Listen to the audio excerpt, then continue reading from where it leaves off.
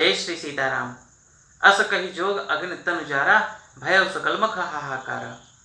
माता सती ने जैसे ही देह त्यागा, समूचे यज्ञ मंडप में हाहाकार मच गया। भगवान शिव के गणों और दक्ष की सेना के बीच घोर संग्राम आरंभ हो गया। यह सूचना भगवान शिव को प्राप्त हुई। भगवान शिव ने तांडव आरंभ कर दिया। तांडव करते करते अपनी जटाओं से एक लट उखाड़कर पृथ्वी पर पटका। वहां से वीरभद्र प्रकट हुए। वीरभद्र ने भगवान शिव से हाथ जोड़कर प्रणाम किया। कहा, प्रभु क्या आज्ञा है, मुझे क्या करना है? भगवान शिव ने आज्ञा दी, जाओ उस अभिमानी दक्ष को उसके किए का उचित दंड दो। वीरभद्र वहां से प्रस्थान किए।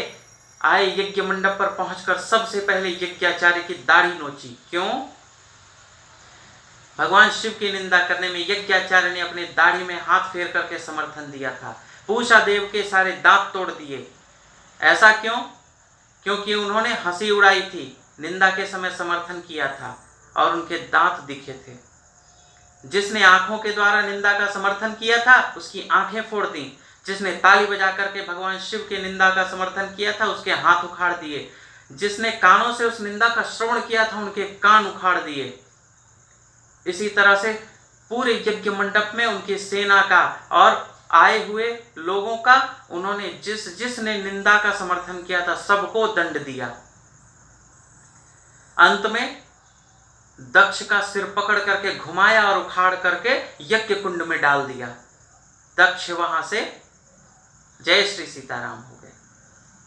माता प्रसूति रोने लगी, बिलखने लगी, क्योंकि उनके पति के प्राण पखेरु उड़ चुके थे। भगवान श्रीहरि ने भगवान शिव का स्मरण किया। भगवान शिव वहां पर प्रकट हुए। समूचे यज्ञ मंडप को देखा। भगवान तो पहले ही क्रोध में थे, परंतु माता प्रसूति आकर के भगवान से प्रार्थना करने लगी, प्रभु मेरे पति को लौटा दीजिए मुझे। भगवान शिव बड़े दयालु हैं। वे माता प्रसूति की प्रार्थना स्वीकार कर लिए। अपने गणों को आज्ञा दी, जाओ किसी जीव का सिर ले आओ। उनके गण गए, बकरे का सिर ले आए। बकरे का सिर भगवान ने दक्ष के धड़ से जोड़ा। जैसे ही दक्ष के धड़ से सिर जुड़ा, दक्ष में प्राण चेतना आई। दक्ष उठ करके सबसे पहले भगवान शिव की स्तुति करने लगा। जैसे बकरा गाल बजा बजा कर स्तुति करता है, बोलता है, वैसे ही दक्ष करने लगा। बाबा के गणों ने देखा कि ये तो गाल बजा करके भगवान को प्रसन्न कर लिया। बाबा के गण बड़े प्रसन्न हुए। कहे, अब तो हम इसी विधि से भगवान को प्रसन्न करेंगे।